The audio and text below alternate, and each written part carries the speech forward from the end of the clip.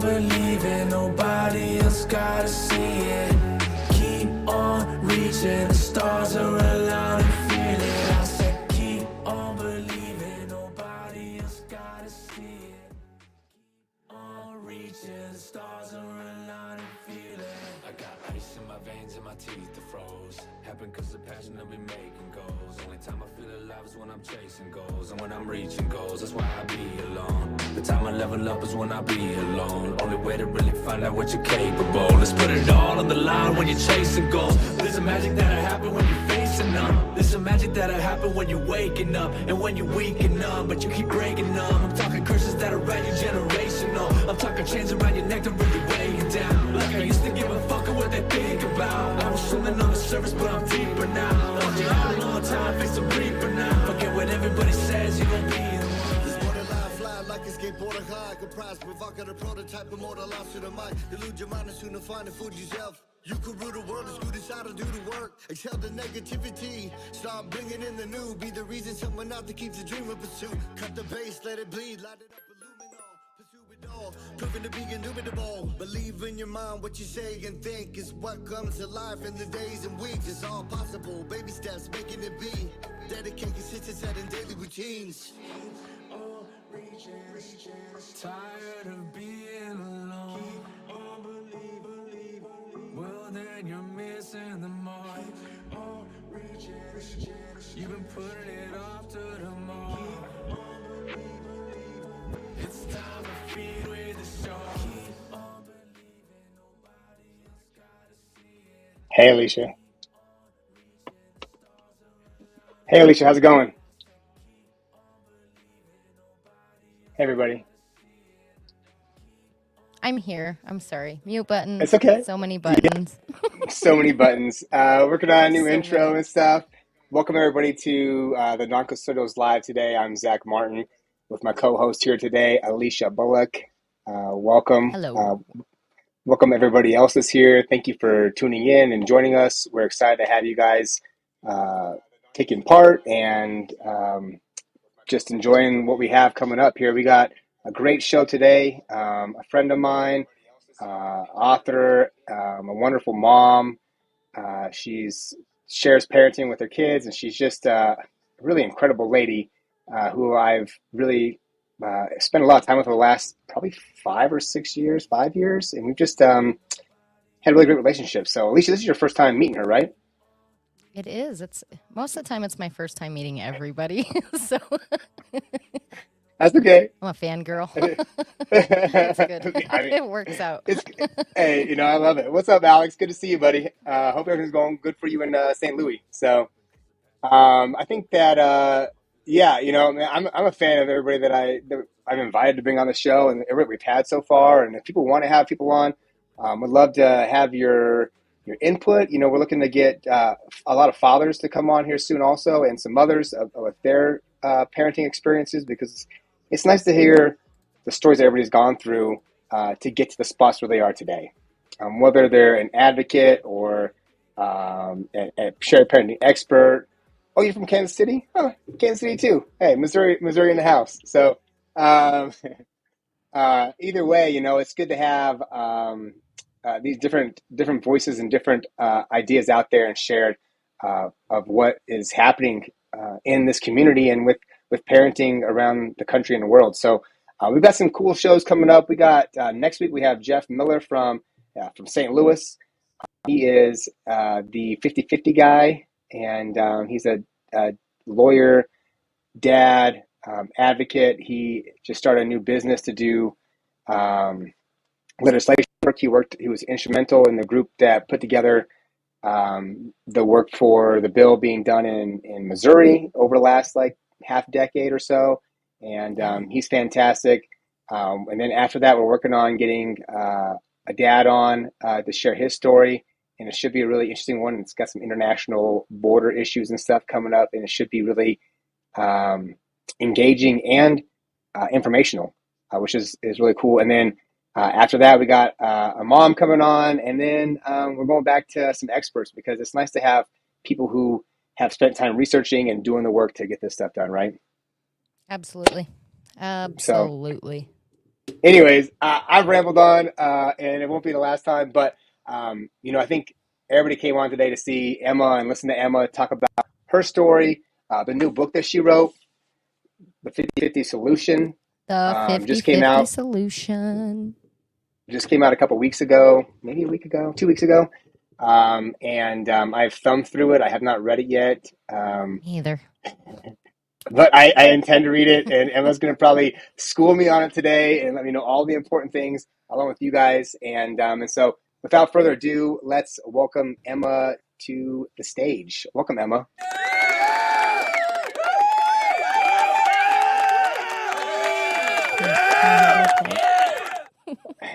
Yeah. What a warm, enthusiastic welcome. Thank you. You're welcome. Buttons are awesome. We got buttons. So We good. are so happy you're here. Thanks for having me, you guys. Thanks for this work that you're doing. Thank you. Yeah. You're doing a lot of work you're compared to the doing. work we're doing. I mean, come on. Yeah, I mean, books are a lot of work. I don't recommend writing, but somebody's got to do it. You're welcome. Yeah. You did a lot of work on this one. I read the single mother, wealthy single mother one that you had before, and it was fantastic. And then I've thumbed through this one with the intention to read it, and yeah, it's going to take me some time to put this thing down. But kind of introduce yourself and tell us a little about why you wrote this book. Yeah, so I'm Emma Johnson. I have been working in this space around single parents and separated families for a long time now, like 12 years. I've been working as a journalist my whole career, and all those years ago, I just started a blog. I just had stuff to say. I was a financial journalist. I've always been very interested in money, and I've been interested in gender, and becoming a single mom kind of was this opportunity to look at all those things through this new lens. So I just had a lot of just stuff to get off my chest. And that just took off, and it became this whole thing. And so at the time, like I say, like I was a child, I am a child of divorce, and that was a long time ago when people were doing divorce way worse than I hope we're doing it today. I was raised primarily by my mom. My dad was not very involved. And of course, I swore I was never going to get divorced. I was never going to be a single mom. And guess what? Here I was a single mom, and I was like, oh crap. So I was a primary parent. I did fight for a majority of time with my kids. And they were tiny babies. And I got in there and I was like, oh yeah, I won. But guess what? Now I've got these kids all the time. This doesn't feel like winning. This sucks. And it's not fair. This is terrible. This is Wow. Careful what you ask for, ladies. Right. So meanwhile, I had the benefit of having this very large audience of moms, and I was interacting and just in it. Like I was just in this subject, like completely immersed in it. And I was hearing from all kinds of people, men and women and dads. And I was writing a lot of things which I'd probably be embarrassed about today. And it was just an evolution. So fast forward, by the time you and I met, Zach, I was, really solidifying my ideas around equal parenting, which really I had to unpack my ideas about gender. And I'm a card-carrying feminist, and it gets harder every day. Because I really had to challenge a lot of longstanding assumptions that I had about gender, about parenthood, about justice, about the world, about money. And I really just continued to look to science. So we're living in this unprecedented time of social science, right? Like people want to take me to task on this issue and like, oh, that's your opinion. Here's my opinion. I'm like, I have no opinion. Like, here's the science. Bye. The end. Right. Of course, that science is up for debate. And increasingly we don't trust science, probably for good reason, but it's complicated. And I think that's where I came to on this issue, because we can say these issues are complicated and they're nuanced. And I felt very called to shed light on that. So being more specific, generally, if you talk to women, divorced, single, separated moms, the overriding complaints about their co-parents are like, guys suck. They don't show up. They don't care about their kids. They don't do their share. And also moms inside of relationships and marriages. And if you talk to dads, they will say, well, the moms gatekeep the kids. She withholds the kids. She wants to be in control all the time. Yep. And I have taken anecdotally and as scientifically as I've been able to, I would say both of those are true. Both of those can be true at the same time, right? And then if we unpack that into a larger, more macro look at gender and parenthood, the pay gap exists. Men are also suffering. We are evolved adults, and we can hold both of those ideas at the same time. There's the gender disparities go both ways. So this is where I stand, and I really think that if we're going to make real progress on these issues, we have to be addressing both of these simultaneously. And it's very challenging, especially in this political climate. I think everybody wants everything to be binary, one thing or the other, black or white, dumb it down, make it simple, but it's not. I mean, some things are simple, like parenting schedule should just be 50-50.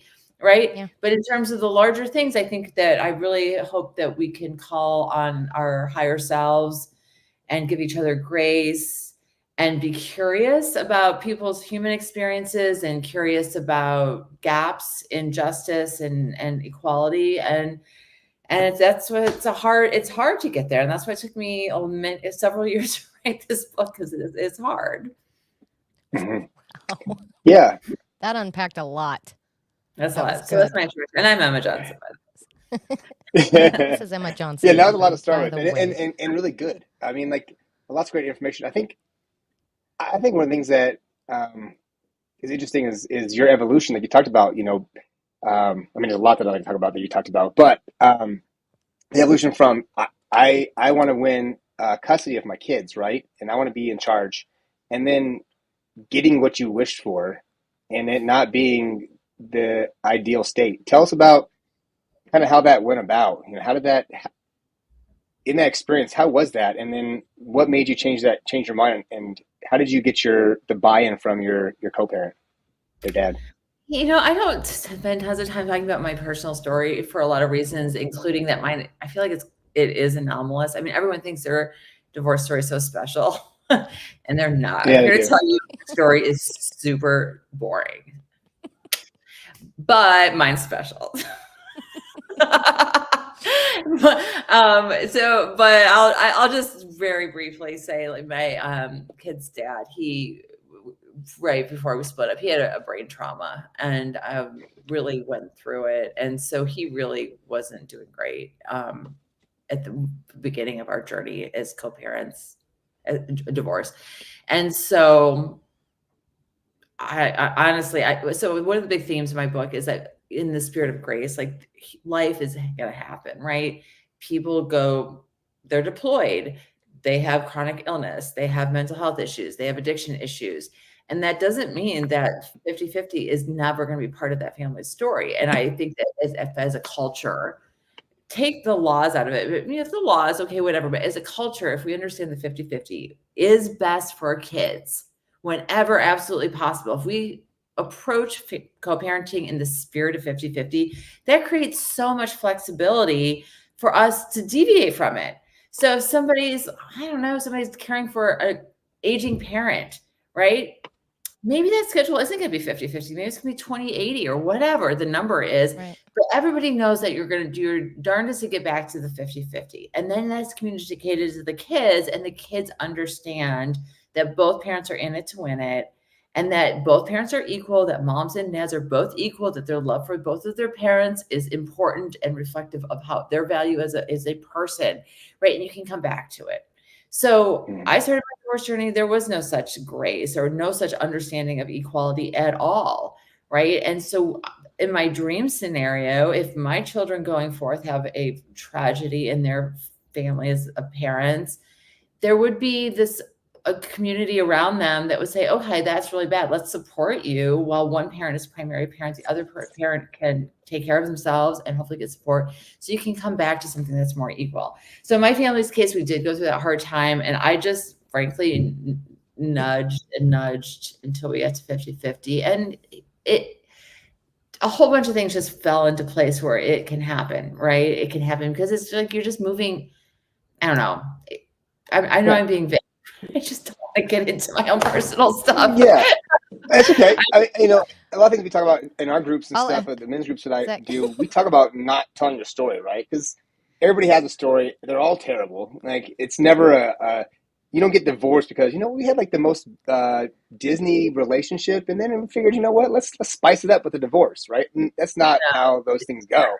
You know, it's Women, because things aren't going right. And it gets to a point and where you just don't need, you need to stop talking about it. You can't be telling the same bad stories for 20 years. That is not a good look. It's not healthy. right. All I mhm, was going to say was, Zach, women in general, so when it comes to that split, most of the time they think like dad can't do it like I can do it. So this is the way it's supposed to be. mhm. It's not What? supposed to be 50-50. It's supposed to be 80-20 or 70-30. You know, the 70 to me, because I'm the mom and I do everything and I've always done everything, and gender role, gender specific type things, sort of like in marriage, maybe not, but that's why. And I think I've thought that before. Mhm.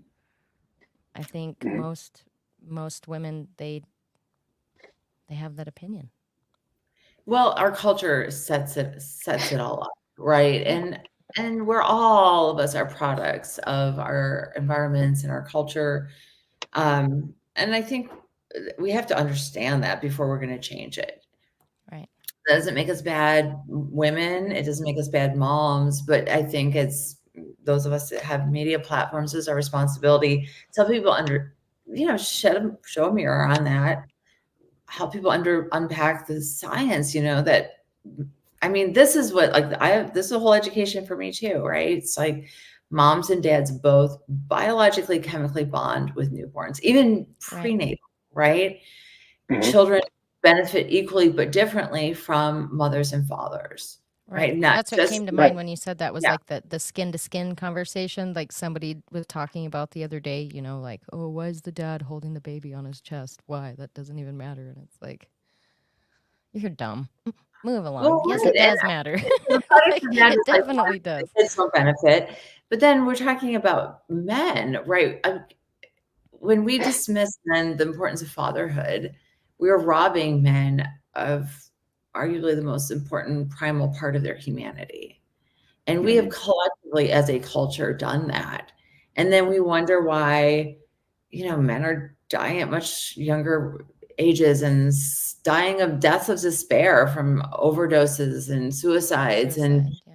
and on, employment rates and higher education attainment, on and on. I mean, boys to older men, middle-aged men across race, across education levels. I mean, this is really an epidemic that we're dealing with men. And it's like, okay, and meanwhile, we're telling them they're incompetent dads that are so incompetent, so irrelevant that they don't even matter when they don't live with their kids. Like, we can just throw them away. Like, these things, when you start to look at them through a new light, it becomes so obvious and so stark. But we're just starting to have these conversations in a meaningful way. mhm. I agree. Yeah. Yeah. I think, men get a lot of value as being a provider. We see ourselves as like providing for our family and giving and doing the work and doing the hard stuff that we need to do to like sacrifice to give to our kids. And then guys want to be there. I think, if a guy had a choice, and most guys that I know, if they had a choice, if I could not go to work and I could just be at home with my kids and play with my kids and imagine that we're having like Nerf doors and we're being dinosaurs, every guy would choose to do these things every day. But that their responsibilities, and guys know that they have those things and they want to be involved. They want to be there with their kids. And when they split up, they still want to have that connection. And unfortunately, the way that our system's set up is to make one person have it all the time and the other person kind of just be there every other weekend. And it's hard to have that real deep connection and that real good bond when you're missing so much in the day-to-day activities of being a parent, and Yeah, that's and what there's a we lot told there's a lot research. Yeah, the research in the this one therapist I interviewed, she's a family therapist, and he has this term gritty parenting. So okay. it's just running the kids around after school, wrestling with the kids to get into the bath, making them eat, like managing all the schedule, like all the annoying parts of parenting are what connect you to that kid, right? And then it's also Mhm. connecting you, for example, to the school and to their friends and their coaches and all of the hard part of parenting. If you take that away from a dad and just say, oh, you know, just do the every other weekend, the Disney dad thing, like that's not great. Like he's not connecting. It's forget about the number of hours. He's not even doing like the hard part that is Right. forging that bond. Yep. So yeah, let's get real. Nobody wants to stay home and do Nerf guns all day, Zach. That is like you're lying to yourself. Well, I don't know how many Nerf gun battles you've had, but I think I was I hate sweating so It hard this can I be don't like weekend. to play. overwhelming. It's I overwhelming. think we had a 2 hour Nerf gun battle this weekend straight. Like me and my son, my girlfriend's son, and one of their friends, and we were in the house sweating bullets because of how intense our Nerf gun battle was. It was so much fun, and the kids absolutely just loved it. So I'm not sure how much that's done in New York City or not, but out here in South Dakota, Nerf battles are a thing. Well, so that's how long we haven't talked to each other. I live in Richmond, Virginia now. Oh my See? gosh, you live in Virginia? Jeez. Life has gone on. It is, yeah. I know. I think you. Oh, congratulations on moving. I'm happy for you. Me too. I'm so glad not to live in New York. She's I crazy. think Let's nerf it out. let's nerf it out. I really enjoy those opportunities and stuff, and I think that's something that when I didn't get my son so much is that it was the day to day things. It was the constant opportunity to have that interaction with kids, and one of the things that I really love about being in South Dakota that I got this opportunity, and I always love to give praise to Senator Tom Pischke. He changed some laws here and allowed it that that the non-custodial parents got to have one overnight every single week and Sunday nights. So I get the privilege of taking my son to school at least 2 days every other week, 3 days every 2 weeks. And there's a lot of value in like getting that routine going. And, you know, I get myself up in the morning and I brush my teeth and I take my shower and I do the exact same things. I eat my breakfast every single day. But when you're managing a little human to get them to do all those things, it's a skill. You know, you get to like prepare yourself, and there's so much value that I've gained by um, how do I get him engaged? How do I get him excited about wanting to brush his teeth and eat his breakfast? Because eggs and sausage is exciting, and they still don't want to eat it. Yeah. Right. Someone's What are you cooking a doing nice wrong? breakfast. You're like, this is great. Meanwhile, No they're like thanks. throwing it on the floor. All the work. These things like a mom does things different than a dad does them, and when the mom's doing We it, didn't get that first part that you said. I didn't, at least. Did you? Yeah, you had a little cut out there. Yeah, he cut out. anyways, it was about like that we do it different. Moms do it different than dads do it, and the difference gives value to the kids. The kids gain so much more by having both parents engaged in bedtime routines and being engaged in morning routines and taking to school and picking up from school. Tomorrow morning, I have my son. We're riding bikes to school tomorrow morning. You know, and we talk about how we're going to get up in the morning. We're going to do all these things, and we're going to get up and ride our bikes in the morning time. And he went outside today and made sure he had the bike lock all figured out, so he knew the combo, so he could open it and close it, right? And he's pumped about this opportunity to ride bikes with his dad. And in the typical every other weekend experience, you can't ride bikes with your dad to school. It doesn't ever happen. That's right. Ever. Ever. And I think kids want that. Kids want those things. They want to have mom and dad, right? Yeah. That's right. It's all those things. And, you know, one big thing that somebody said this and it really sunk in, but it's like a lot of these custody battles are like, come down to like, who's the better parent? Well, first of all, like the idea that there's one primary home and then like a satellite home, right? And I have like a whole chunk of the book where I really unpack how we really do not understand attachment parenting. I think that a lot of that is rooted in old science, which was ahead of its time for its time in the 50s. No kidding, in the 50s, when we came with this idea about attachment, what social sciences studied and produced probably great, parenting, right? Like how the kid can bond with one parent. Of course, that parent's gonna be the mom, and how everything needs to be prioritizing that bond. Okay, that was great science at its time. It's obsolete now. Now we know that babies can bond with multiple people. They can bond with they can and do bond with both their parents and grandparents and the nanny and whatever, right? They can bond with multiple people. And when they bond with more than one, that doesn't mean, it's not like it's a pie where there's like this amount of bonding and then it's divvied up amongst like loving caregivers. It's infinite. Love is infinite and bonding is infinite. Right. And so there's that, like that misunderstanding. So that kind of totally torpedoes the idea of anything but equal schedule. And then the other idea about like, okay, again, it's under this precipice that, there's one primary parent. Let's just go back and assume that to be true. And then who's the better parent? Who is that parent going to be? Well, kids aren't entitled to good parents. Right? You're not entitled to a good parent. They don't check you out when you take a newborn home from the hospital, right? Social workers don't check out your home, right? Because you got pregnant. It's true.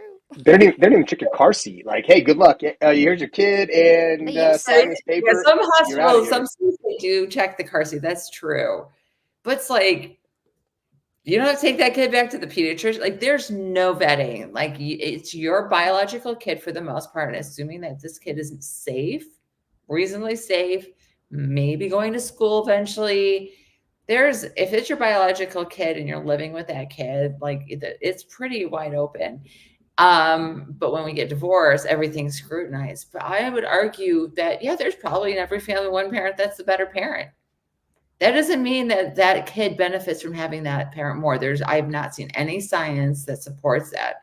They are entitled to both of their parents, and this is a fundamental human right.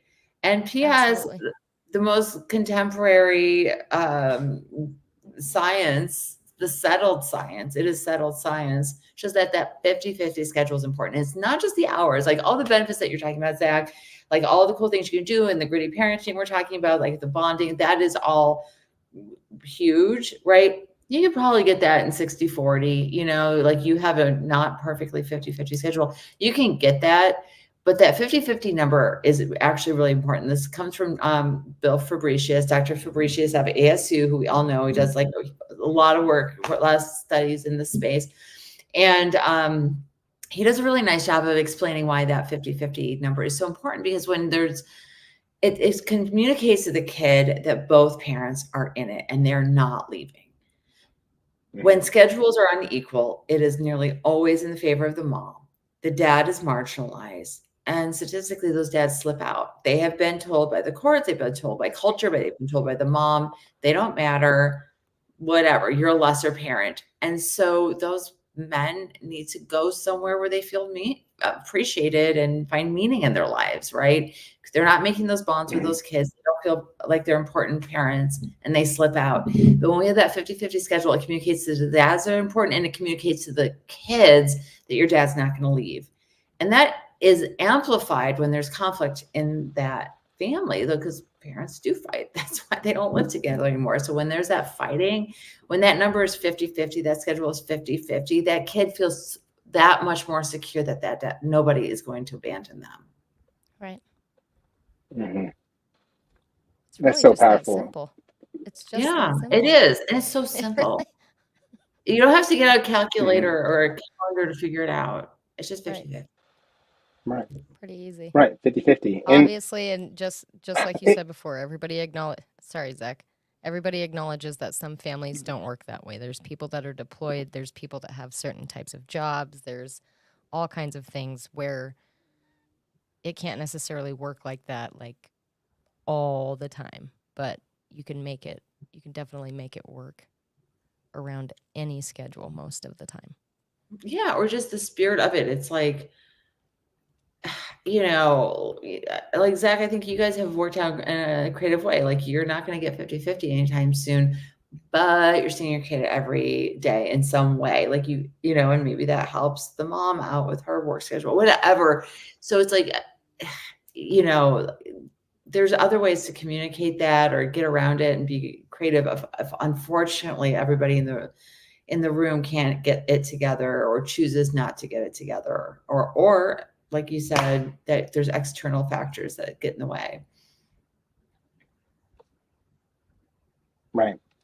Yeah, I mean, I would love to have 50-50, and like we talked about before the live was that I don't know that I would give what I have right now with my son away for 50-50, because what we have right now is so great. You know, we have this opportunity to really be together every single day. And so, you know, like you said, like it's that constant contact, it's that constant belief that he knows his dad's here. You know, he knows that I'm with him in this growth and this life and support and leadership to help him become the man he's meant to be, and enjoy this childhood experience that he gets right now in that process. And I support his mom, you know, and by being here and doing these things the way that we're doing it, you know, I'm in support of her. I help her out a lot, and I get to be there for my son, and he gets to see me, you know, even when we aren't together, he gets to see me give of myself in a way that helps his mom have the life that she wants to have, so she can provide for herself and for him,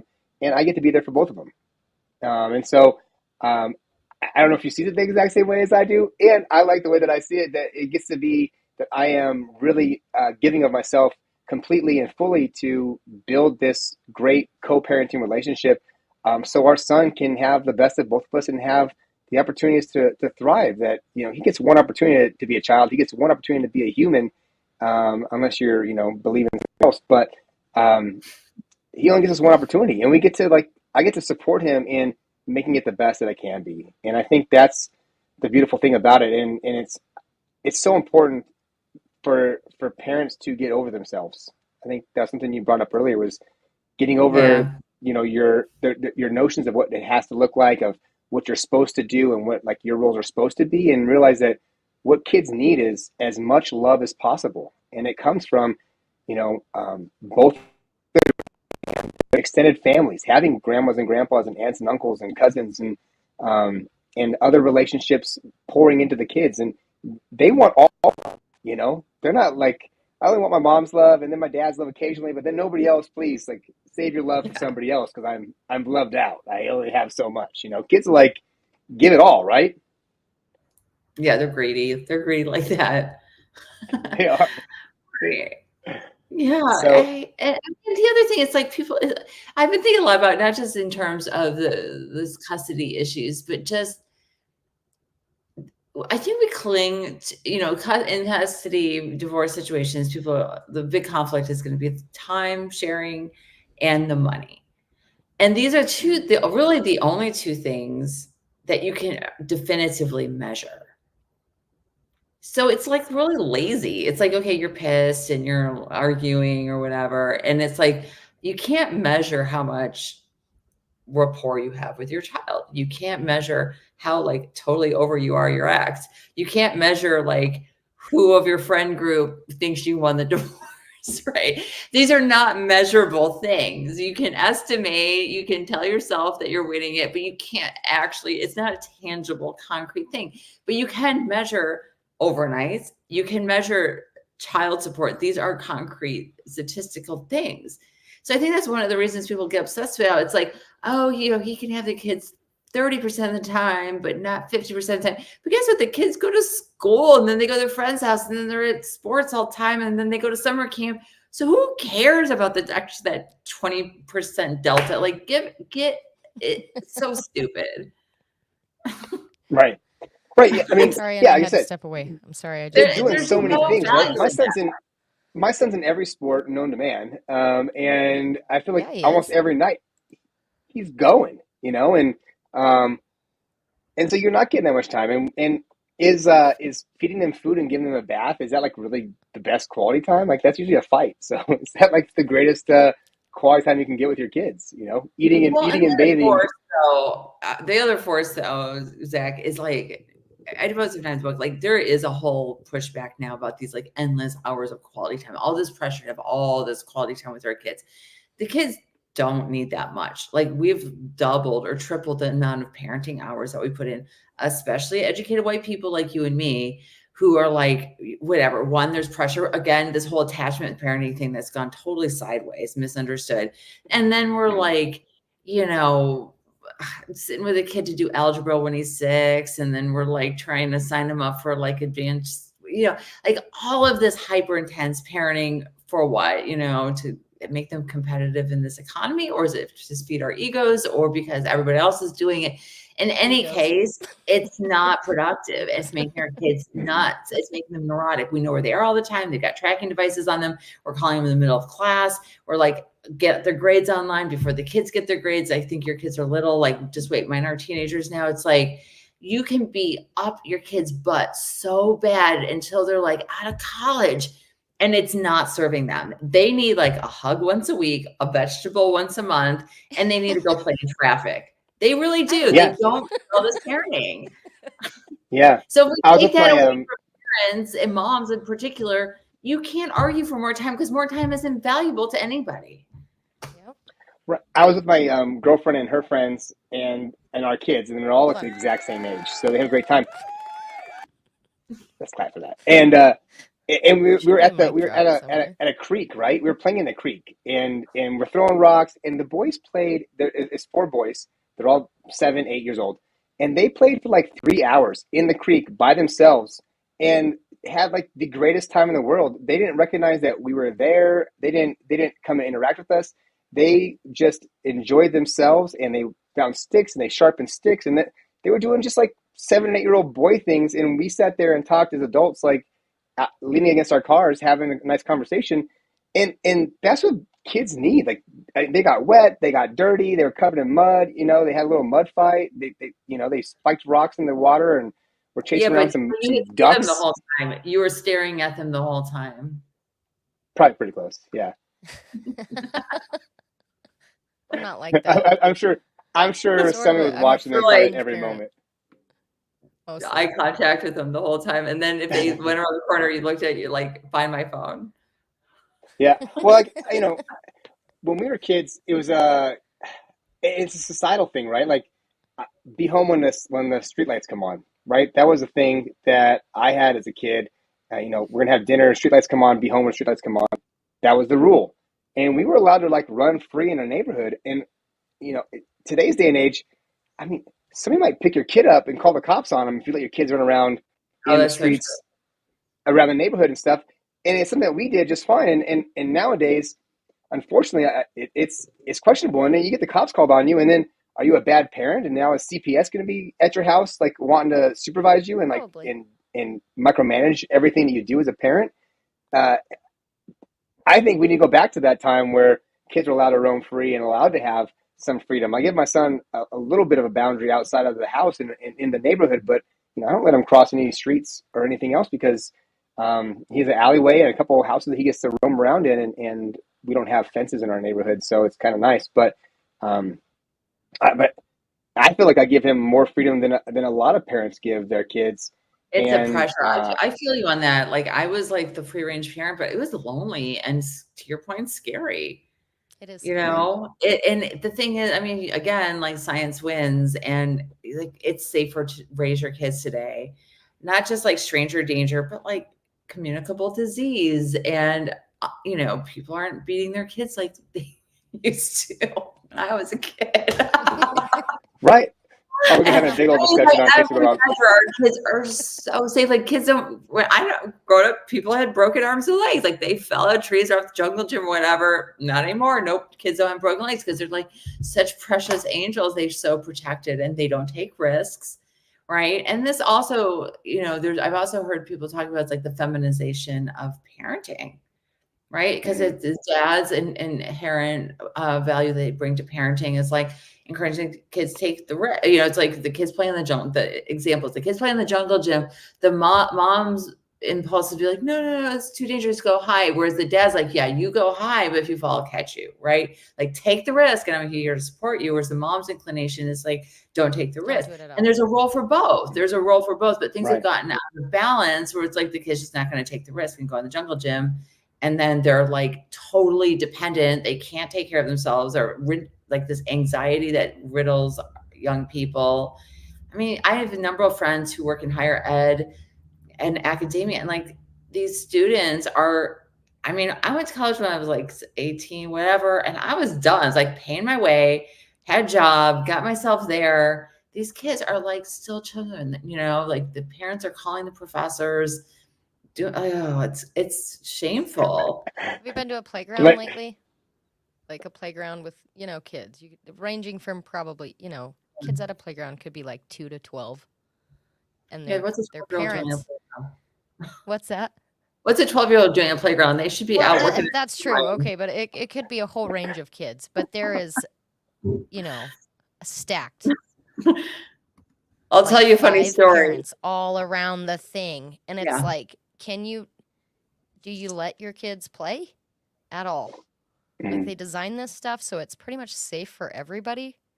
Just It's so safe. It's so safe now. I Or they- found I've a never playground. been the person to like stand there on the playground equipment and just like, they're standing there just with their arms out, just Interior waiting South for Dakota. I'm going to this. tell everybody right now, go to the It's terrible. Badlands, interior South Dakota. They have metal and wood merry-go-rounds and teeter-totters and all the things. Good. Like, it's like, it's like it was back in the day. If it's summertime, you're gonna burn yourself, and you're gonna get a splinter same day. Lots It's gonna of 'em. be, Right, I like that. yeah.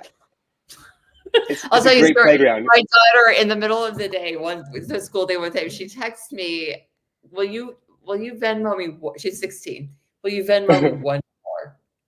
And I was with some people. I'm like, "What's wrong with her?"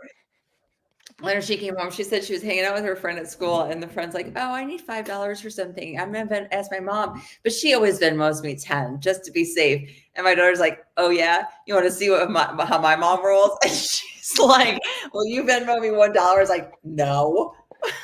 There you go. And that's one of the lessons. Like, you keep money in your pocket. You're a grown person. She does have jobs and you walk around God's green earth with money in your pocket. That's part of being grown up. Don't ask your parent to Venmo you because you need a snack. Give me a break. Right. Grief. Right. Good You'll be grief. fine. You'll survive, and you'll get a snack at the end of school when you come home. Yeah, So, that's right. You need one in the middle school, right? yeah. Yeah. We didn't even have it's- water. Put that up Talk there. about water bottles all the time. Like, maybe you got a sip of water from the drinking fountain between classes or at recess time. Walk around with Exactly. your Nalgene bottle, with your purified Nalgene bottle. God forbid, your lips are all chapped during math class. Give me a break. right. Yeah. Just Kids, saying. it's hard for the kids, right? And they're growing up in this situation. And as adults, like, we're enabling them to be dependent and not able to just hey, sometimes there's hard stuff, and you're going to find yourself in situations where you're underprepared, and that's okay. And you get to just survive the experience and move on. And we've tried to remove all of that variables, all those difficulties that kids are going to face, and take it all away from them so they don't have it hard. And because maybe we had it hard or harder than we think they should have, and we don't want to give them that. My son came to me the other day, and he was worried about he wants a scar. He's 7. He wants a scar, and I was like, son, you just keep living the life the way you are, and you're going to get scars. They will come. Keep being Lots of you. them. You're going to be all right. But that's a funny thing to be worried about. And I think in our society, like you said, there's so many things that our kids aren't facing where they could get scars. I mean, the merry-go-rounds now, I literally can't push a merry-go-round at the park fast enough to throw a kid off of it. No. I tried. It's different not- than it used to be. Got to leave it at that. It's way different. Yeah. It's just not as Even than it was fun. It really 15 years isn't. ago. It's not. No, and that's unfortunate. I want to hear you interviewed a bunch of people for this book, right? When you went and wrote your book, you talked to Jen Harmon, who I absolutely love, from CSU. Amazing lady. I've talked with Edward Kruk, and I've talked with Fabricius a couple of times each, and I want to know which of those interviews and time you spent with these great thinkers of shared parenting and the troubles of family court and raising kids, did you glean the most from it and really enjoy the most? Oh, that's great. Actually, yeah, all those people are wonderful. I'm actually catching up with Jennifer next week. I mean, I was I feel like Dr. Fabricius is the grandfather of us all here, because he, for those of you who aren't familiar with him, so I don't even know what his personal story is. I think he's married. He's older guy, at least in his 60s. He's a child psychologist, and he just like knew about why dads were important. So he was invited or availed himself, and he's in Arizona, ASU in Phoenix. And he was just doing some like family court education, like the family court, guardian ad litems and probably some attorneys, judges, whatever. He went in, he's just like, okay, we'll just do like what, talking about. He's like, well, everybody knows dads are just important as moms. And this was like 20 years ago. And they're like, stop the presses. That's Sure, not everybody true. just That's a knows. lie. That's fake news. And he's like, wait, what? And so he just saw this huge disconnect between what the social scientists knew to be true for years and what the general public, and in this case, family court workers, understood to be truth. A huge gap. And so he just took it upon himself over years just to do the slow and quiet work behind the scenes of getting people educated. And he did such a good job, like organically, that county, Maricopa County, and then the rest of the state, it just started doing 50-50.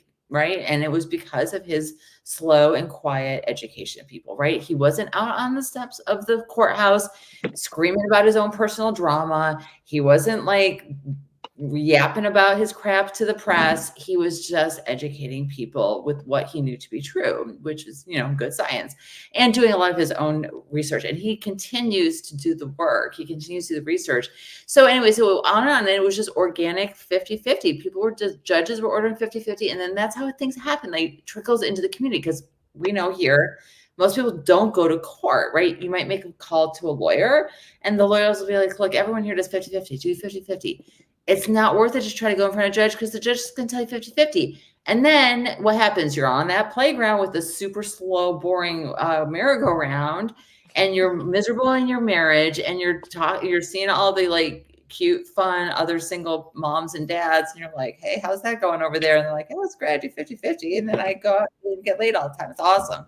And so like all of a sudden it's in your culture, right? It becomes part of the culture. Don't go to court. You might not even bother to call a lawyer because what's there to fight about? So that's what happened in Arizona. And then, some guys wanted to get their name in the newspaper. They wanted a law passed. And by that time, it was this shoot in because there was nothing to fight about. It was already happening in that whole state. So right. I think we all owe a really big dose of gratitude to Dr. Fabricius. And he's such a nice way of explaining things. He's just kind of to the point. And I think he's just really got a real gift that we all benefit from in the work that he does, but also his way of just talking about these issues in a very accessible way. And so I really appreciate him a lot. Yeah, I completely agree. He is one of the guys I've talked to where I just feel like every time I've talked to him, he's just calm and cool, and he knows so much. Like you can't get anything by that guy. He is like the ultimate expert, and he's not over top. He isn't like trying to put himself out there, like you said. He just enjoys doing this work and doing the research, and he's a research jockey. Like, hey, we got to have those guys. Like, it's not for me, but I sure appreciate that somebody out there like him is doing that, and he loves it. Yeah, that's like true. we talked before he wrote his chapter in the book Science and Law, and when he wrote that chapter and stuff, he shared it with me, and I got to read it ahead of time, and just to see his passion for the work that he's put into it and stuff. He's on my list of guys I need to get. So maybe it's somebody we should talk to about getting on here, because he really is one of the leading experts, if not the leading expert. And the guy is just so you can tell he just loves it, and he loves what he does, and he loves kids, and he wants families to be better and do better, and our kids to have a better world. And he's doing his part that he can do, and he's amazing at it. So. Yeah, I think it's a really interesting. I think a lot about. I've really given myself like a mini course on like effective activism, right? Because I don't have a background in that. Like, how do you change hearts and minds? And because changing laws is a crapshoot, right? Like there are pockets. I'm sure you guys encounter people all over this country, in the United States, in North America, where they think that it's 50-50 law in their state, and it's not, but it has happened organically. It has come to be. Right. Maybe people can find out, maybe not, but they're 50-50. Like it is 50-50 with no laws on the books. And meanwhile, we have, for example, Arkansas, which like 5-6 years ago, they passed a very strong law, and all the judges got together and like, yeah, we're not going to do that. We're just going to collectively co-opt the law. And they didn't have 50-50, right? We've Right. got Denmark that's Yep. got one of the strongest 50-50 cultures in the world. They don't have a good law on the books, right? So it's like I'm really kind of over this obsession with policy. I feel like it's not. It's like either you want to be a cowboy and change the law because that's what is important to you, or you actually want to make 50-50, or you care about kids and families and moms and dads, right? So like it's an either or. So Mhm. I'm sorry, I'm reading the comments here. Yeah. Are But you reading all it the goes comments or back just to one of the the first you ones? can't Though? legislate. There is a correlation there. But anyways, so what was I saying about it? Oh, like I think some of the most impactful activists out there are people who don't have any actual skin in the game, right? Like they're maybe Mhm. don't have a custody situation that has motivated them to get involved, right? They're often the most effective activists that I've been able to see. And a lot of times with the researchers are doing that work, but he's able to talk about it in a way that we agree, Zach and I, that is very effective. But he's just coming at it as a scientist and as a human and not as like a really traumatized, wounded dad. Right. It makes a huge difference because I feel like, especially when you go to like the courthouse, right? You're trying to change those laws and that kind of stuff. Oh, they're just angry dads who are out there who didn't get their way, and so now they're just trying to impose their will on the legislature because you know the judge ruled against them, and then there's this Right. huge perception of that's who these guys are that are out there trying to change these laws and stuff, and and I think getting to show the softer side, showing that it's all about the kids, like it's about what's best for the kids, and being about helping them out. It's things like my big focus is on doing events. Giving families a place to come and to connect and be build relationships and memories together. That those experiences are the most important things that we can do. And kids don't remember who they brush their teeth every day, but if you have the world's largest outdoor water gun fight, kids remember that. That was a shameless plug. I like it. Yeah, I think about that a lot. Like I talk about that in the book Shameless. too, and the science around memories, because it's kind of a memory war. So it's like, oh, I've ate kids 8% of the time, so they're gonna have more memories with me. They're gonna say with yes and not necessarily, right? Like, you don't know. Again, like we parents cannot control what their kids are gonna remember. And Yeah. it's like, okay, maybe like, you make a big deal out of a big trip. You go to Disney World. Like that's maybe a big deal. It's a big expense, it's a big trip, whatever. But what's going to make it? Is it because like it's so fun? But what if the family is fighting and bickering the whole time? Is it going to be so fun, right? Right. Is it like it's going to be a great memory if everybody's getting along? It's like a really joyful thing, or the opposite, or maybe somebody like the kid gets like, sick. I mean, you can't control these things. Is the point I'm trying to make? So I have an Um, interesting just just a tidbit. I know a girl who's 11 now, and from the time she was 3 until the time she was almost 8, she was away from one parent most of the time. She saw that one parent every other weekend. She doesn't remember it that way. And What does she she's almost remember? 12 now. She remembers, from what she says, she remembers she felt like it was like she was with the parent she was away from more. That's Isn't that interesting. I wonder interesting? what psychologists say about that. Like maybe she like exaggerated those experiences because they were so precious and few or something. I That's don't very, know. very interesting. I don't know, but Right. that is her words. Like I don't remember it that way. Hmm. Right. Because Like I don't I mean, remember you don't remember missing brushing your teeth. You anybody, don't. but isn't that You interesting? don't remember going. Yeah. You don't remember going like to bed every night and who you read books with and stuff. Like memories are random. I mean, I look back at my childhood, and my dad had worked like 80 hours a week or some crazy nonsense. He was like a work machine, and I only saw him at sporting events. But I have a ton of memories with my dad, and it was like he You was don't feel like there. he was gone all the No, time? I don't feel like Well, I missed see? anything of him being gone and not around. Yeah. That we had epic experiences together, and both my parents had great times and stuff. And I mean, and when you look back now, like in my 40s now, I'm looking back. I remember like 7 things from like before I was 10, and maybe that's weird, but Yeah, me like I too. don't remember a whole bunch of stuff, right? That Like might it's be not trauma. that. it might not be not that impactful. That's what I heard.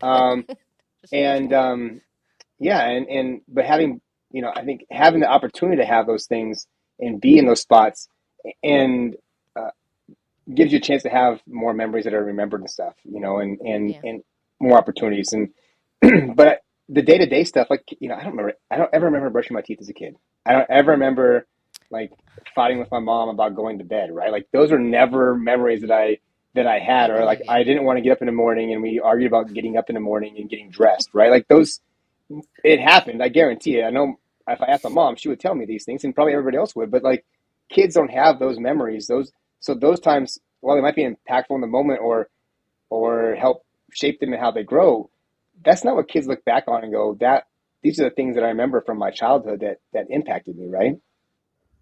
No, I And mean, through that, yeah, I wonder though, like for the overall sense though, right? The sense of security or the sense of being cared for or not, or being afraid or all of it. I mean, it's not ever just one thing, right? It's like these things are complicated.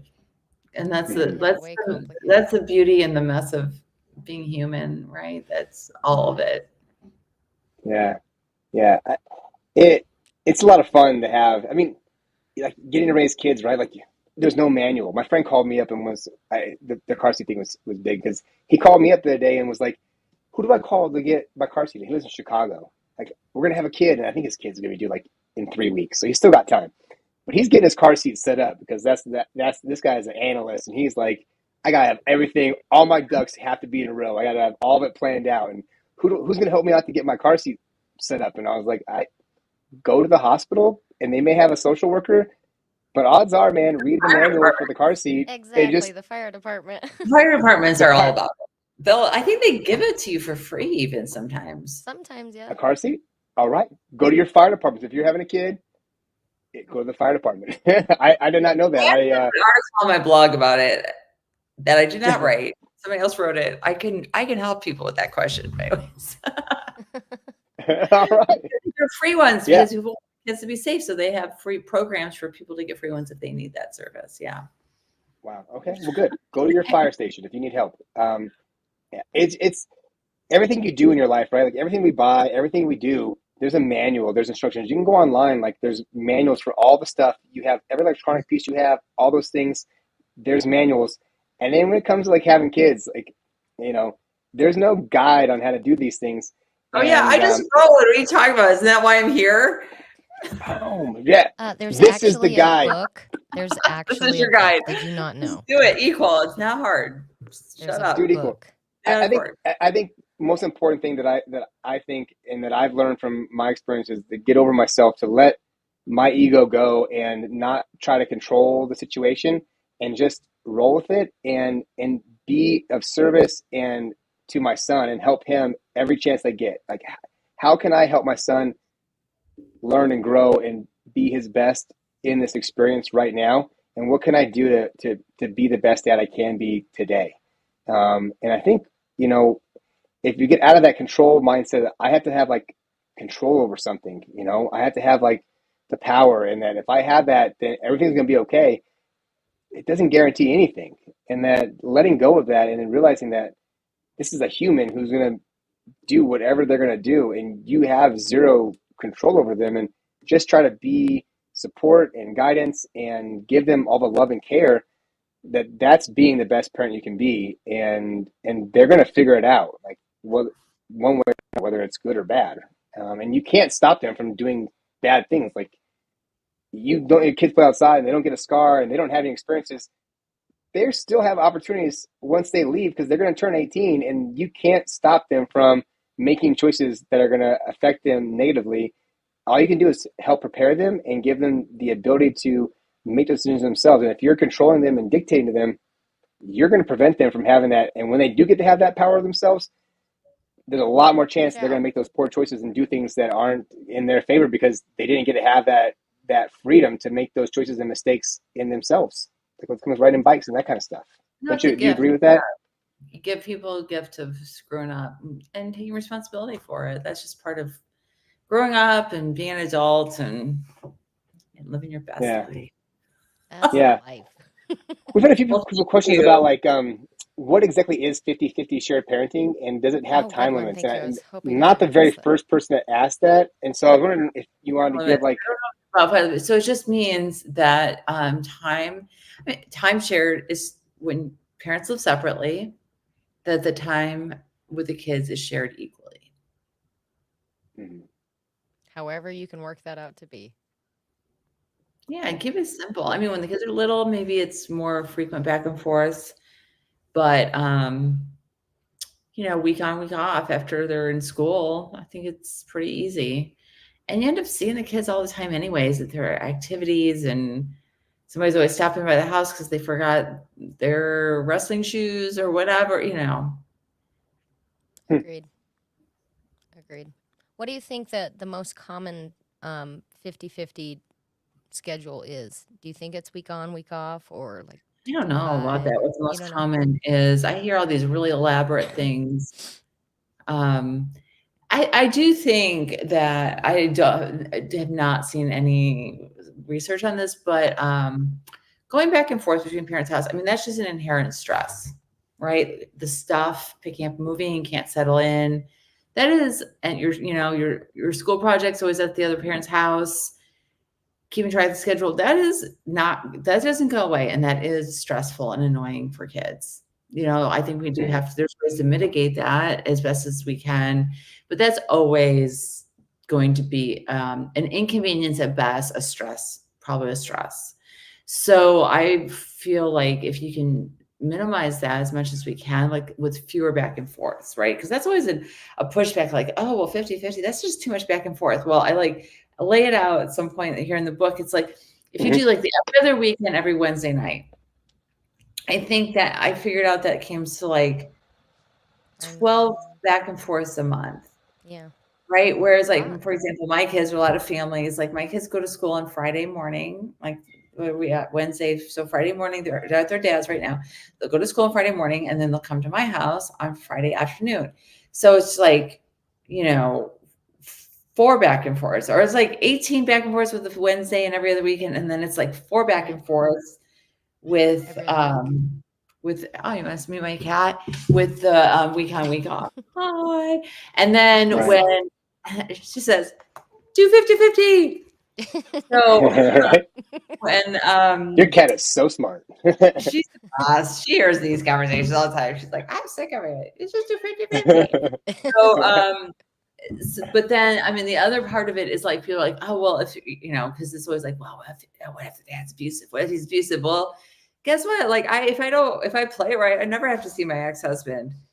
Right? Because the Right. kids just like drops them off and I pick them up and no one sees each other, right? But that's Exactly. also an argument for it that because it's fewer back and forth for the kids. And I do see that. Actually, we're like trying to figure out the summer schedule right now. And like some years we've done just split the summer in half and half, and then some summers like every 2 weeks or whatever. And I ran by both my kids individually, and they're teenagers now. And I was like, well, what do you think? And they're like, oh God, I hate going back and forth, even during a school year. Like even every week, it's so annoying. I can't wait. I was driving my daughter, and she's like, I can't wait till I'm an adult and I can just live in one house.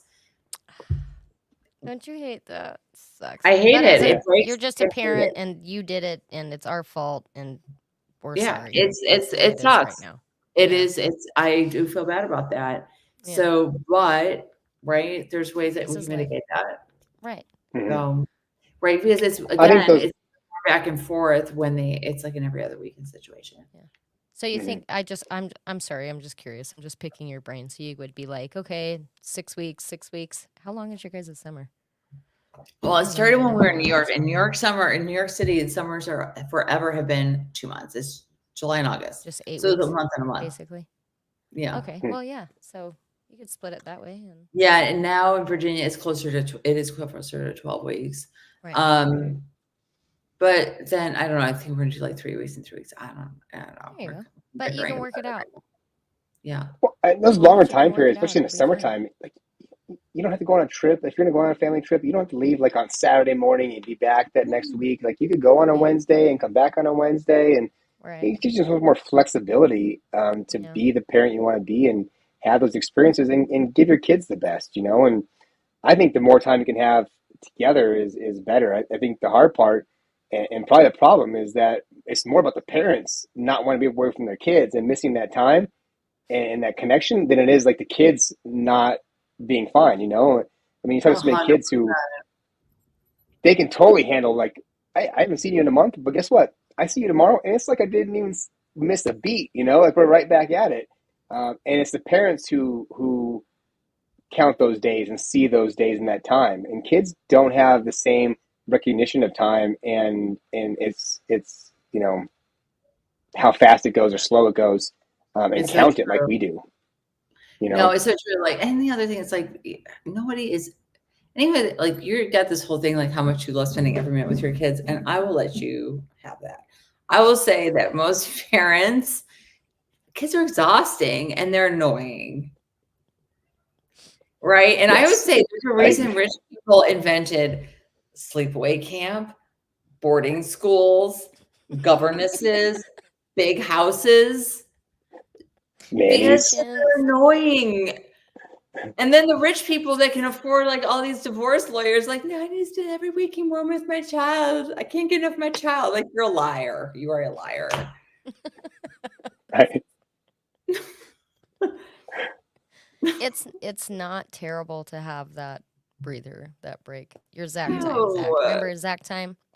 exact time. Zach I time, so talk you about can it a come lot. back and be a dope dad a few days later. Yeah, Zach it's something I time. talk about all the time. Is that like my time for myself is like precious, and I get more gym time in. I get to do the hikes that I want to do. I get to ride my bike, not just around the couple blocks because that's all my son wants to do. I can ride it as far as I want, and I can go have a beer with my friends and play softball and drink afterwards because that's what I enjoy doing. But uh, and I don't do that when I have him because it's not responsible. But when I don't have him, I only have to be responsible for myself. I don't gotta be like the perfect example of like this is what I'm supposed to be doing and living exactly as I want to show him. And I can make those choices and I can be an adult who enjoys those things when I don't have him. And then when I do have him, I'm better because hey, you know what? I know that I'm gonna get a chance to go out there and have a few drinks with the boys and carry on, or go on a date with my girlfriend and do something at night that I wouldn't normally do with my son, and that I can do those things and have that time. And then when I'm with him, I can be so much more focused and impactful in our relationship and our experience. And I think he's gotten a huge benefit from it. I don't think he knows, and there's no point in telling him, but that his quality of life and his connection with me is greater because I do get that personal time to myself to like be an adult. Like you said, you can go out and like hook up with Yeah, random people and stuff, or have a relationship. I don't think that's exactly what you said, Emma, totally do that. but And what you're saying is really, more applicable to more moms need to hear that, right? It's okay. Like go be a person, right? And then of course we're not even talking about the money part of it, right? Because it's like if you have equal time, you have equal opportunity to go work and earn, and then you don't have to be fighting over child support. Isn't that nice, ladies? And everything falls into place, right? And whatever, you can go out, play softball and drink with what, like all the things. You can go be a whole woman, which benefits everybody, including your kids. right. Here, Oh, Zach, you're gonna take this one. Sorry. okay. Yeah, I think for women especially, like they see this like I have to be this parent and stuff like that, and then you're like struck being a parent. And you don't get to go out there and do all those things. And there's a lot of benefit to going out with your friends. You know, going for hikes and like going to the gym. Like those things benefit men. I know myself personally, but I have to imagine a woman getting a chance to go to the gym. It gets rid of stress and everything. Oh I've yeah. been home all day, every day with my son for the last 5 years homeschooling, and I don't find him annoying at all. To each their own, though. You know, God I'm gonna bless. I'm gonna also agree with you. My son and I have like the greatest time. I would love to homeschool my son. Um, I mean, we get on each other's nerves sometimes, and we're not like perfect together. But um, I feel like I could be a great homeschool dad. I have a problem where I think it's a lawyer thing. That I know more than these teachers do, or I know enough that I could be as dangerous as they are, and I could do a better job. And so that it's dangerous. But I think being around the kids is a joy and a pleasure. So I don't disagree with you on that. I'm on the same boat, um, but kids are hard and they're time consuming and they are suckers of like energy and emotions. So And it's they okay pull to it out. want or need a break or just take one even if you don't want it. It's okay. Right. And I mean, I It's do fine. love my personal time. Like my son is gonna with his mom this weekend, and I'm like, I've been thinking about all the things I'm gonna do. Like I'm gonna play some softball. I'm gonna go to the gym. I'm gonna clean up my girlfriend's shed that we tore down and haven't had a chance to clean up yet. I'm gonna like do work and I get to do all these things that when I have him, you just you can't do those things because kids, especially at 7, need so much attention, um, especially when you don't want to give it to them. So if you want to give them attention, they probably don't want it. And when they do, when you have things going on, they want it. If he was here right now, he'd be on my lap, like on top of me because there'd be no chance for me to do these things, right? And I mean, your kids don't want to hang out with you at all anymore because you're not cool. So That's not true. Actually, unless you well, got just Venmo like cash, that's the thing I've learned, like I really like teenagers overall. Like I love when their friends are over, like I spend time at their school, helping out with different things. And I have like really nice relationship with both of them. I really, really enjoy this. But I'm wondering if it would be so nice if they were here. I don't know. I don't know because that's not what our family does. So, yeah, yeah, so and we all, I would love to take any more questions if any of you guys have yeah, questions, if anybody watching, and then I've got to sign off. yeah. I have No, let's do so that. If you many guys got some questions, but questions, we put the questions in want there right follow-up now, and questions. or forever hold your peace. So Emma does well. Tell us about like where they can find you at. Where can they find you on Facebook, Instagram? Do you have like a X or So whatever? yeah, so Facebook would be Moms for Shared Parenting. You can find the book on Amazon is like the best place, but it's on all of them. Somebody asked where else. I bought Barnes and Yep. Noble and I think Books a Million and maybe even your local bookstore if you even have a local bookstore I anymore. Bonsai Books in Cheyenne, Wyoming, is ran by my sister. I would love to get a copy or two to have at Oh, their shop. So let I'll me get you know. on that Maybe because my I'll sister's. publish it to the publisher if it's not already in there. Like I don't know how that works exactly, I but don't yeah. So either. Yeah. those are the things. And Twitter, I've been active on Twitter lately. Is Johnson Emma at Johnson Emma, and yeah, like go for it. Right. How do Yeah. you do that Uh, anyway? Just getting it into like the local library. Does that just happen? Well, the publisher takes care of all there's that. publishers. Yeah. Oh, Right. I mean, if you're self-published, there are ways to do that too. But in this case, the publisher takes care of all that. Hopefully, they're doing that. Right. And then there's like very good. conglomerates that they like these groups get together. Like when she started her bookstore, off topic totally. But when she started her bookstore, they like joined up like this book club group that helps out bookstores get the right books to sell to the people, and they know what's out there, they know what's selling and what is moving, and they help dictate and control what books come in and go out, and then based on what they're selling, then they recommend different types of books. So as they've been doing this bookstore since October now, they've gone back and forth on different books that are being given to them, and then ones that haven't been selling, they can send back and then get other books that are more appropriate to the crowd of Yeah. people who come into their Right. bookstore. Right. If they don't sell, So yeah, you just interesting. yeah. So Yeah. that's it. And then I don't know. I'm like always looking for like opportunities to talk about this issue. Like, yeah, I mean, this is just really it might give I guess Rob doesn't want to hear my opinion, but I don't care. I'm coming at you. I got lots of opinions, Rob. How much I do? I take it back. I don't have to go for more of my opinions. I got all night. Rob, listen Rob's up. Here we probably go. gone. That's kind of an old Rob, comment, you got her but energy back up. Let's hey, go, are you Emma. Let's still go. here? Your cat's gonna be tired. But Come I'm on like, Not in. going I'll to just sleep tell you now. some of the things I've done, and this is like just for my give back. Like I gave a CLE once, which that was a great success story. This was in a rural community in Pennsylvania where I just knew a local lawyer. He's like a general lawyer. It was like too small to like even have family lawyer. Everyone's just like a country lawyer. And I was telling him about this work, and he's a younger guy. He's like, yeah, like I never thought about it, but that sounds fine. Like 50-50, yeah, that makes more sense. So he invited me and I gave a CLE, and it was fine. There's like a dozen people in there. It wasn't big. And then for continuing legal education, for those of you that don't know, so lawyers have to get a number of credits every year to keep your licensure. It's just like every lawyer has to go through these. So there was other court, like a judge, or it was in there and magistrate and whatever. And I checked in with my friend Justin a couple of years later, and he's like, yeah, after that, like everybody like just does 50-50 here. So that's like the way we can change things, right? Mhm. Um, Yep. I've done things that like corporate speaking. I spoke at Google about this topic to like a women's group at Google. Sorry, Rob. There's lots of women's opinions in that group. And then I why? like Rob's getting all the jokes right And now. those ladies were Rob. smart and they had a lot of money, Rob.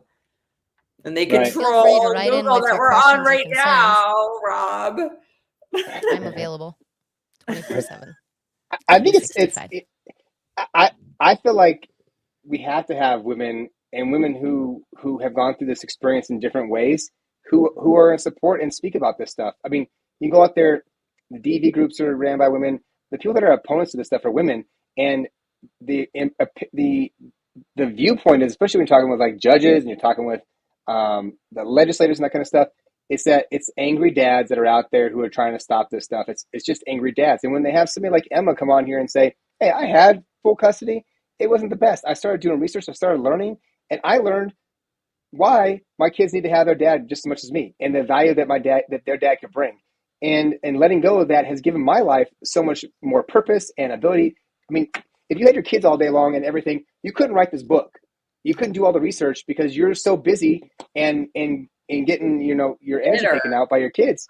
Yeah, you Bitterness. couldn't do all those things. I could type through the bitterness. But I'll say I do think women have the power over the family sphere. Men are still dominant in the public sphere, but women have the power over family. And I do think we have an obligation to head this problem up. So let's leave it on that. Calling all the ladies, just reach out to me if we want to have cool ideas about what we might do together, support the stuff these awesome people are doing to move this issue forward. I think we need to just be brainstorming some really cool, interesting, fun things to do that can put a positive spin on this issue.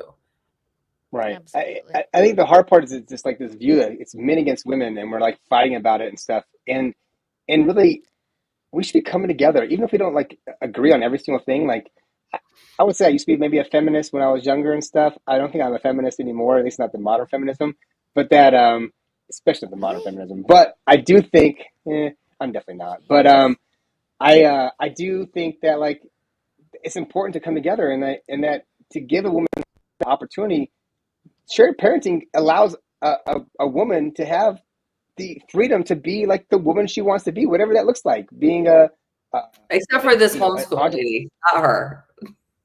Yeah. Hey, you know what? Hey, stay at home and take care of your kids. Do that stuff. I love it. And for some people, that's exactly what they want, right? Like there is that niche. Well, no, but that mom. But okay, I don't know what this particular mom. Dad. Need to beat up on I think it was her. a dad actually. It was a dad. But that's the thing. How do you? But that's when when somebody's like, I'm a stay-at-home parent. And these kids can't leave me. I'm all they've ever known. They can't go 50% of the time because I've been home with them full time. Oh, and P.S. I don't have a way to support myself. So all that extra parenting time and custody comes with a big fat child support check. We have to get away from this idea of parents being home full time with their kids. It doesn't, like, the studies don't support it. And then, half of us are divorcing, and that's where things really hit the fan. Yeah. Yeah. In an intact family, it's a team. Is that does studies support that in an intact family? What's that? That what? That is like a positive thing for one parent to be home with the kids. There's a higher divorce rate, higher acrimony, and the reality is like, and for most families, that's going to be a higher divorce rate for a. Say that one more time. Sorry. So if there's one parent that doesn't have income, when women don't work. Mm-hmm. There's more conflict in the family, the higher rate of divorce. And then, and just think about it, common sense, right? There's less money, and money is like the number one reason people split up. Mm-hmm. She doesn't get a break from the kids, right? There's this inequity, right? And then it's like, then there's the whole thing looming over the whole family that if that family those parents do split up, they're going to have to come here and watch the show because it's going to be so ugly. Mm-hmm.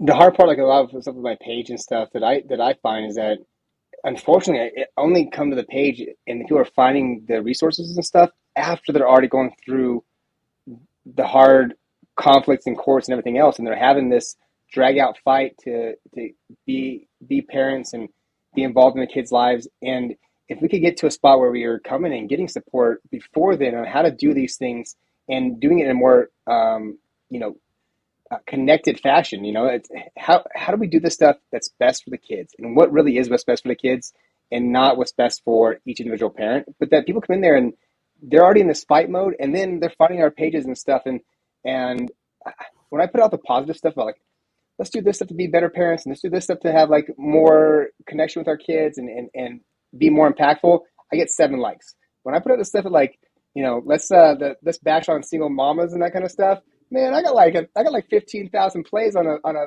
post that I put up today with this guy doing a rap about single moms and making fun of them and stuff, and that got like 15,000 likes and hits and stuff. And then I put out some coaching stuff about like how to be a better parent and show up for your kids and be connected, and people are like, this is dumb and blah blah blah, and It's because the drama, Zach, it plays on people's emotions, it plays on their hearts, and it's not clickbait. It's just more interesting to everybody. It's clickbait. It's clickbait. It's It is clickbait. It's tough.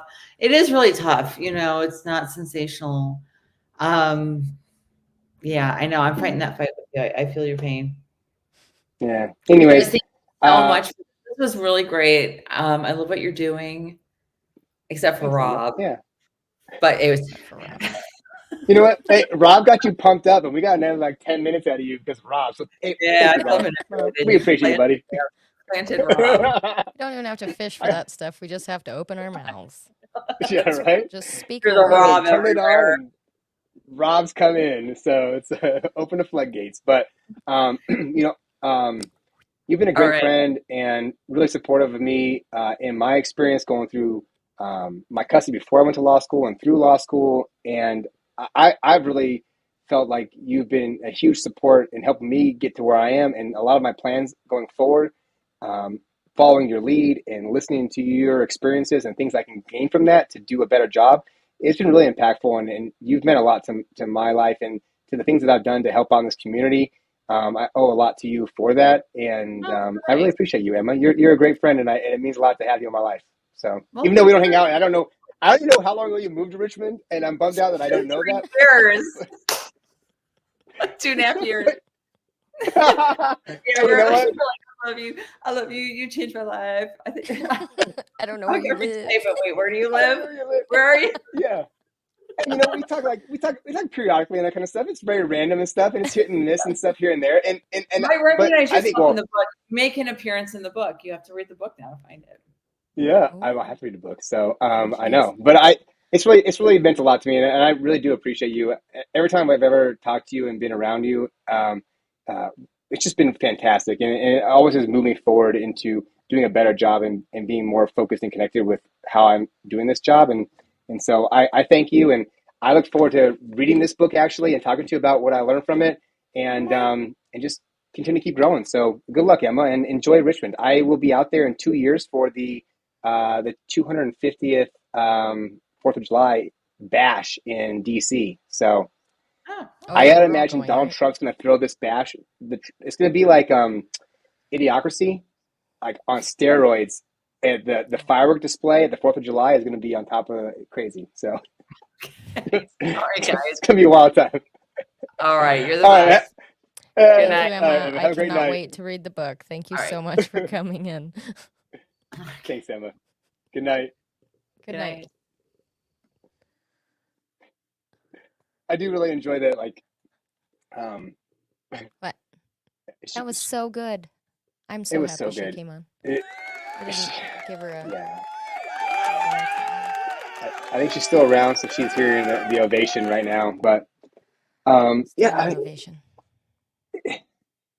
I really feel like, and we've had quite a few comments the last couple of weeks about guys like giving us a hard time about having women on the show and stuff. But Whatever. Guys can go out there and be angry and fight all this stuff a whole entire time. Next time we It get only one, gets this is us what so I'm far. gonna do. Yeah, right. Same old. Hey, man, like, but Foul, bro. having Take a time. women like Emma on our side and on the side of shared parenting is going to move shared parenting yeah, forward. okay, It's so going to not get on the our results side, we it's- want. Exactly. It's on the side of shared parenting. It's on the side of kids. It's like Right. why it wouldn't matter to me if she was a purple alien. If she Right. supported our cause and could help us move forward and change lives, then so be it. Right. And she is doing that. But And by the book, because Emma is a great lady and she's a lot of and she probably learned and it something. helps her out to keep doing this stuff, Everybody to keep can. fighting, to keep pushing us forward. You know, it's so important that we have these groups out there, that we're supporting people who are out there trying to make this difference. Buying this book, you know, yeah, it's gonna be $25 or whatever it costs, or $20, you know, and that's what books are nowadays. And it moves it forward. It helps the people who are doing these things to get this stuff done. You know, I say buy Mark Ludwig's book. You know, everybody should buy Mark. If you want to change the laws, if you want to have shared parenting be a standard, go buy Mark Ludwig's book. It's going to give Get you involved information, and it's going buy to the give you book. knowledge, Yeah. and it supports Learn a guy who's something. out there every single day fighting to make the change, right? Mhm. Emma's somebody who's out there, she's writing blogs. She is the wealthy single mother. Like, people know her. She writes stuff in like major publications, and she's out there making a difference. And she is talking about shared parenting. She's talking to women who are influential in Google and these kind of places, who have gone to college and done all these things, and who are the biggest demographic that are against these kind of things. And she's out there expressing to them, Changing this is what you minds. want. If you want to be the most impactful at Google, and you want to do these things and be a great mom and have the life you want to have, share Mhm. parenting. Don't go to court.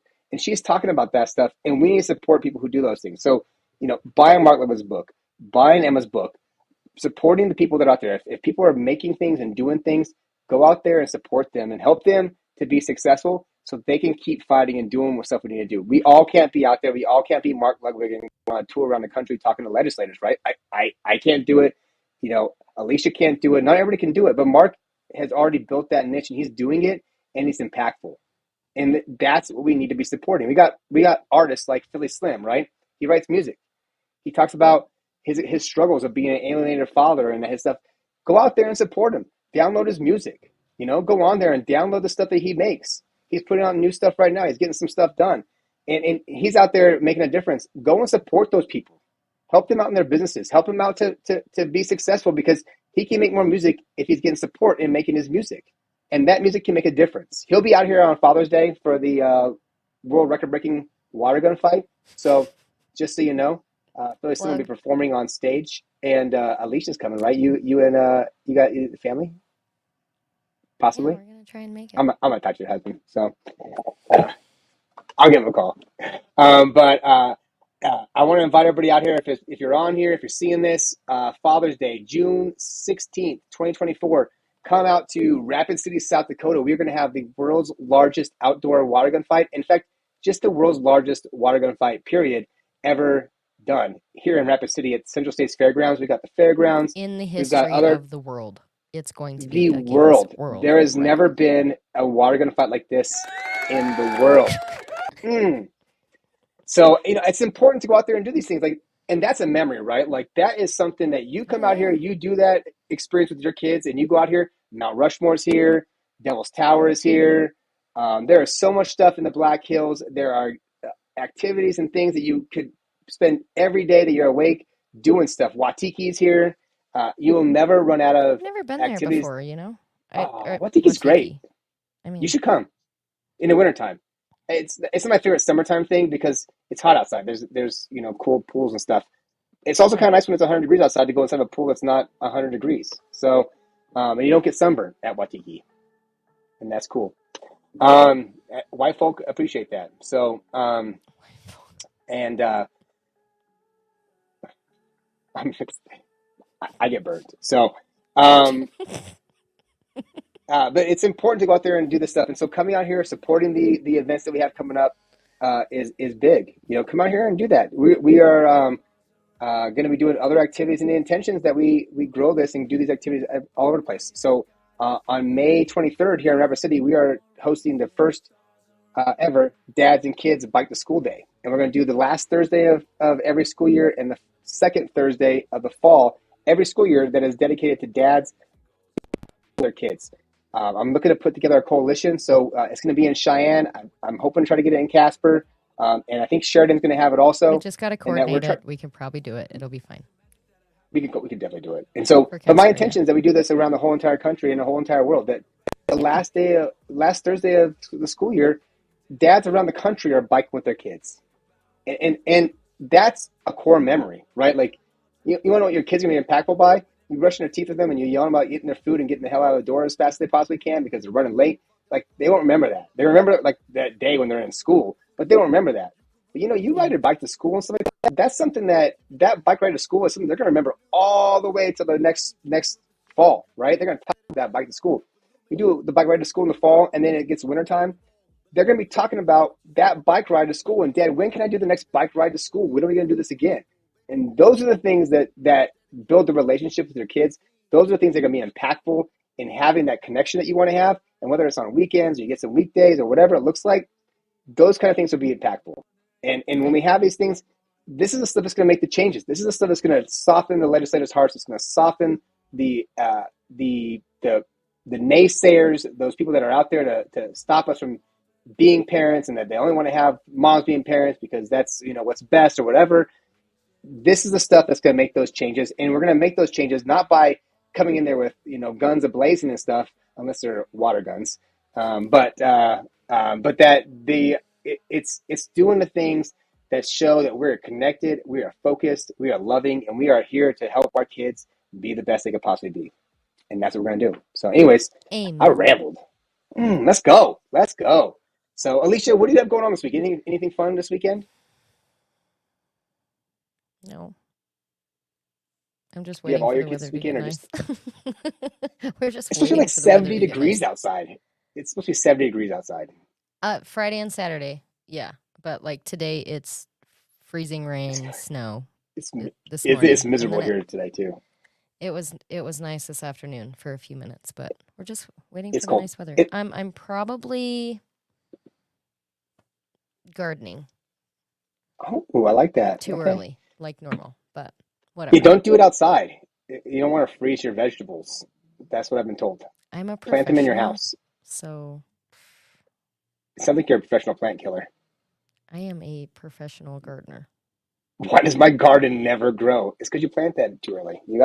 I You did gotta you not. gotta have no No. freezing, and it's you don't want to freeze it out. And you live in Casper, like you can't plant until Father's Day. Usually after Mother's Day, but I mean, we're talking like kale, spinaches, stuff like that's going to be absolutely fine. The real hardy I, stuff. st- I can plant I have pumpkins. That's uh kale and shoot. Darn it, I can't remember. doesn't Some even know other what she leafy plants. green coming back up from last year. I plant things lettuce. It's not lettuce. I It's got not some stuff lettuce. planted in my house right now. I got Darn it. some scallions. I got some garlic going. I just getting some broccoli going right now. Garlic you Um, should have planted like in the fall. I know, but I didn't have any garlic planted in the fall, and so I'm going to be doing stuff. Al, I did not watch it because we live in Wyoming, and they really didn't have. Well, I live in South Dakota. At least lives in Wyoming, but Mhm. out here, we were so far away from the thing, you really couldn't see it, and it was overcast here. Was it overcast for you on Monday, Alicia? Yes, it was, but I did watch it live Yeah. on TikTok. Ooh, nice. I saw people's posts and stuff about it. Al, did you watch it? Al, you know what? It'll be That would have burned been in great their memory memory stuff for too. yeah. I When remember I watching my an eclipse when I was little. well, did you watch the one 6 years ago? Well, it came right through Casper, It but we came. went to Arizona. We did not want to be here for that. There was like It was 100,000 a shit people show. in our It was city, a shit so we show, left. and it was amazing, and it was awesome. It was one of the craziest, Didn't coolest things I watch ever it. saw. I had a vision, and it happened all the time. Like I heard people like all these flat earthers and all these theories and that kind of stuff. Like, oh, it's this big scam. They happen all over the globe all the time. Like All the time, yeah. there's eclipses happening all the time, Yeah. just not all the time in America. And so after I saw that one, because I was like blown away. Like it got cold really fast.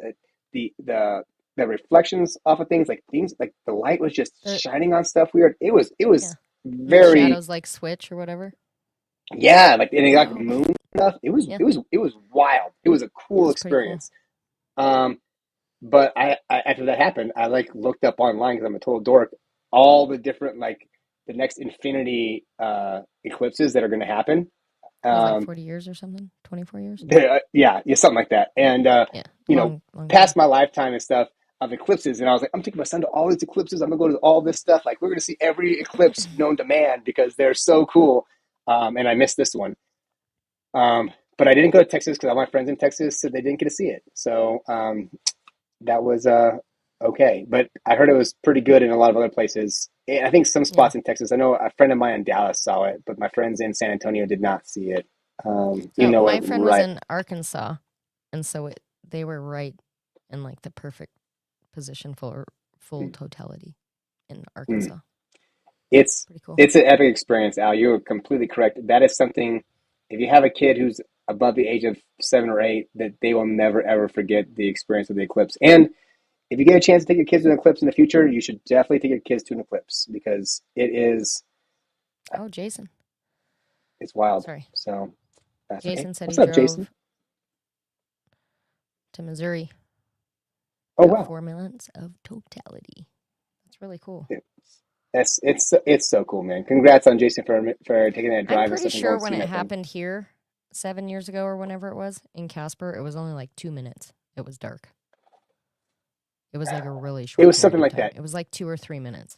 Like this one was Yeah, it different because was. it was longer. However that works. I mean, maybe the moon was going in the same direction, right? I don't I know how it works. I Anyways, don't I'm not a don't scientist. You know who we should me get on the neither. show? Neil deGrasse Tyson, because he would know exactly how the moons and the shifting and stuff, like there's things, and he would have known That's that not stuff. what our show's about. So, Could be. um I don't even know if Neil's a dad, but the dude's entertaining, and people would watch. If Neil deGrasse Titan was on here, people would turn in. So, probably. but We'd have like 1,000 next week we people on got here at one time. yeah, that'd be. I mean, I think eventually we'll have that kind of stuff. Nice. Unfortunately, We this will. this this situation is not going away, right? It's going to keep happening, and even if we get all the laws changed and have shared parenting to stand on every single place, there's still going to be parents messing up. There's People. still going to be fights. There's going to be false allegations. There's going to Yep. be things that are coming up that we're going to have to talk about, and we're going to have to work on. And That's what I and was going to so say by our earlier. drive, You can't legislate good morals, right? can't. My, Yeah. my mom was really worried about me going to law school and working to change all the laws. My mom was like, if you get the laws changed, what are you gonna do for work? And I was like, Mom, people are gonna get divorced. Like, people suck for all kinds, and they need help. I will transition, and I will survive, and I'll be just fine. You'll be And if I can okay. get all the laws changed and I don't have to fight this fight anymore, then then hell yes, I will If you figure like it out, personal and I will injury or be so something. happy that I don't have to do that stuff ever again. But unfortunately, family law is never going to go away. So unless we outlaw divorce, we got family law until the end of time. So I have job Mm-hmm. security. And my son wants to be a lawyer. So Martin and Martin, that's going to be a real thing. It's like Cordell, except for we're going to be like really good men's attorneys, not like Cordell. That's just Right. no, I'm just giving a hard time. Cordell. I've heard. I met a lady that did Cordell in Michigan, and she seemed like a really good attorney, and she really cared. And I would imagine most Cordell lawyers are just fine, but just just talking crap. So, anyways, Hey, guess what this means? did you mute me? I didn't mute you. But the music's coming back on, and we are going to close episode Yay! 17. This song is by my friend Young Solomon, and it's called "Feed with the Sharks." Enjoy, and good night, everybody. Good night, everybody, and thank you for coming in and watching. Keep on reaching, the stars are aligning, feeling. I got ice in my veins and my teeth are froze. Happened cause the passion I've been making goals. Only time I feel alive is when I'm chasing. You're just gonna sit there and jam? I'm sitting here jamming. I'm ending the stream.